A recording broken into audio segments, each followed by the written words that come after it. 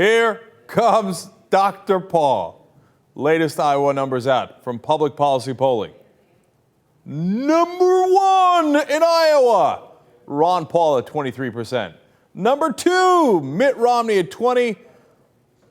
What the hell happened to Newt Gingrich? He is down at 14%. And then 10% for Rick Santorum, Michelle Bachmann, Rick Perry, 4% for John Huntsman. And here comes Gary Johnson at 2%. All of a sudden making a run for it. You never know, man. There's still a couple of weeks left. Don't count out Gary Johnson.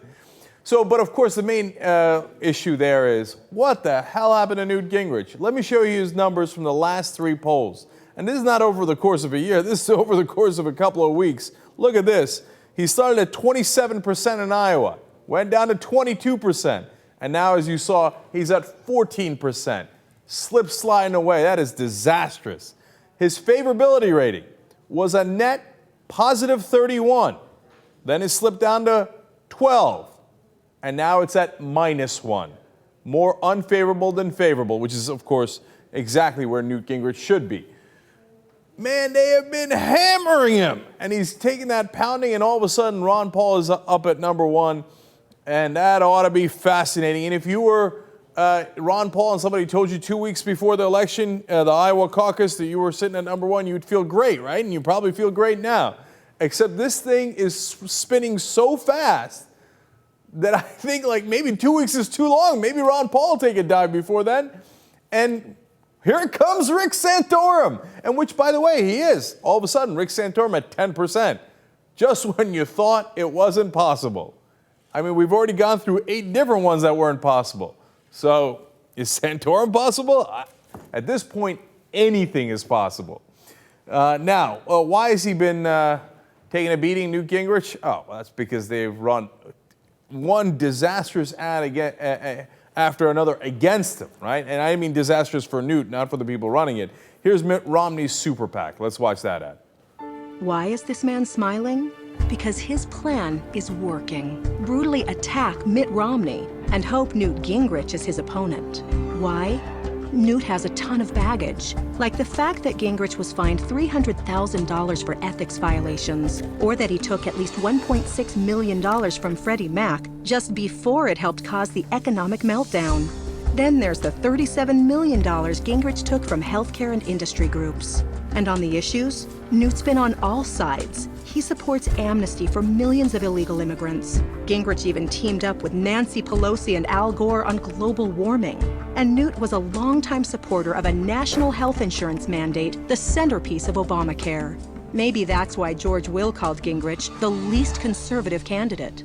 The Gingrich record, 30 years in Washington, flip-flopping on issues. Check the facts at newtfacts.com. Restore Our Future Inc. is responsible for the content of this message. Look, I'm a big believer in negative ads. I don't think that it's just a matter of politics. I think it's important as a matter of policy because, if you do a negative ad that lies about another candidate, that's despicable. You shouldn't do that at all, right? But if you do a negative ad that points out what a negative person that person is, as Newt Gingrich is, well, that makes all the sense in the world to me. If President Obama was running against Newt Gingrich and he didn't let the country know what a danger to the republic this guy was, well, then it would be a gross act of not only political negligence, but negligence to the country in letting us know who he is. So these attack ads, in the case of Newt Gingrich, are 100% accurate in how they portray him. Now, Ron Paul has also been hitting him. Last week, we showed you 2 bone-crunching ads from Ron Paul against Newt Gingrich.